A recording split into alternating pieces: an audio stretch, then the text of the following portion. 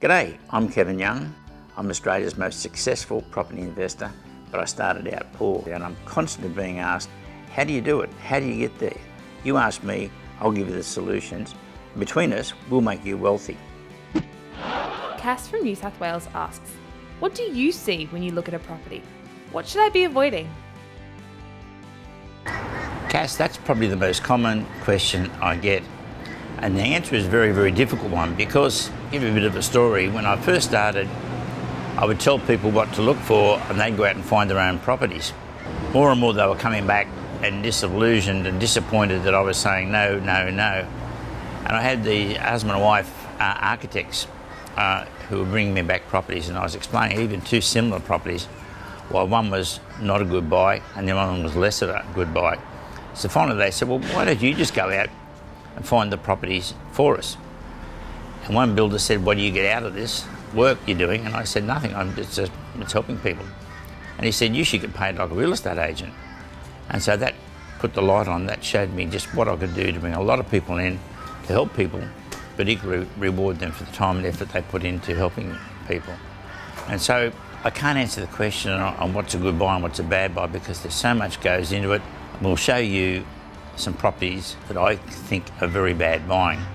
And there's others that might look like they're good buying. Once you get into them and you look at the standard of the fittings and fixtures and you realise that suddenly you're not going to get the tax credits that you thought you could out of that property. So it's not an easy question to answer, and it's not one state or one suburb better than another at any particular time because they move in cycles. So what we've got to do is also look at when you want to retire and have enough properties at the top of the cycle at that moment when you retire. So it's not necessarily what the market is right now, but what the market's going to be like when you want to retire. And we've got software programs that we can print out for you to do all that work for you. So it's not a guessing game getting wealthy. It's a matter of hard yards, doing the workshop, working through the sheets that we've got and the software programs we've got to make it fit for you. So when you have a suit made to fit, it's much better than off the shelf. When you have a glove, you want one that fits you. That's what we do with properties. They take the guesswork out of property, come to us, and we alone protect buyers. And you'll see why. Okay, so let's jump in the car and we'll go around and we'll have a look at a few examples.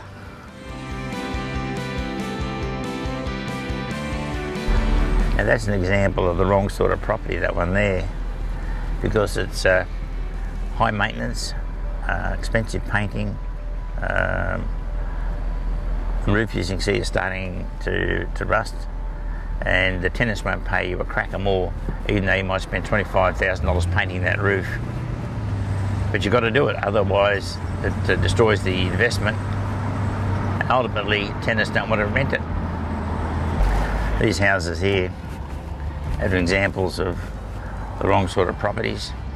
They're timber, which is high maintenance. They're on a busy main road, they're low down, and the older they get, of course, the more likely the plumbing and electricity and carpets and kitchens and dining rooms need replacement and repairs, which is many, many thousands of dollars, getting up to $100,000 that you've got to find by surprise. So you can see there's a solid brick base, but lightweight top. So when you're going to sand and paint that top, how are you going to do it? And what's it going to cost you? And why do it? Why have the worry when you can just go to an all brick, as we've got just here on the coming up on the left? That's all brick.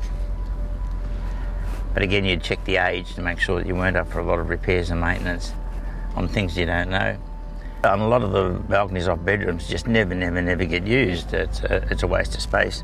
The only value is that you can use them for extra areas to open up and have for air conditioning in the night across low ventilation.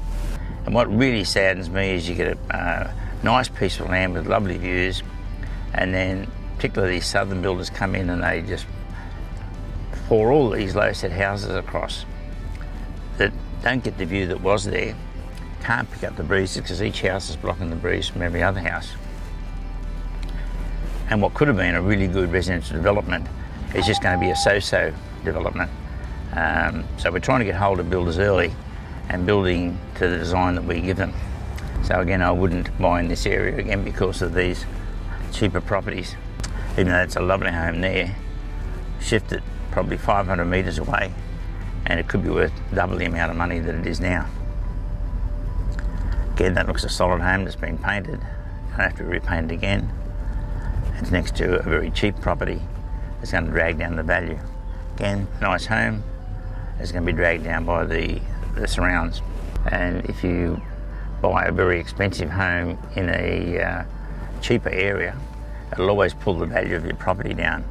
And you could have $1 million house built next to that one that cost you $1 million, but you'll never be able to sell it for $1 million because it's simply you've overcapitalised the area, as they say. So these areas get you the less tenant, less rent, and more maintenance. So it actually could cost you probably $180, $200 a week to hold that property because the tenant and the tax man aren't paying the bills. And that's a big secret of the club, is that we choose 1 in 100 properties so the tenant and the tax man pay all the bills. Very hard to get. As a result, we're unique in that if someone wants a property from us, they've actually got to go into a lottery. As we find these properties, they're drawn to those people who have been waiting the longest to get the property. So usually at 4 o'clock of an afternoon in the office, which we'll get to soon, they draw the names out of the hat for those people that have got the properties that we've discovered.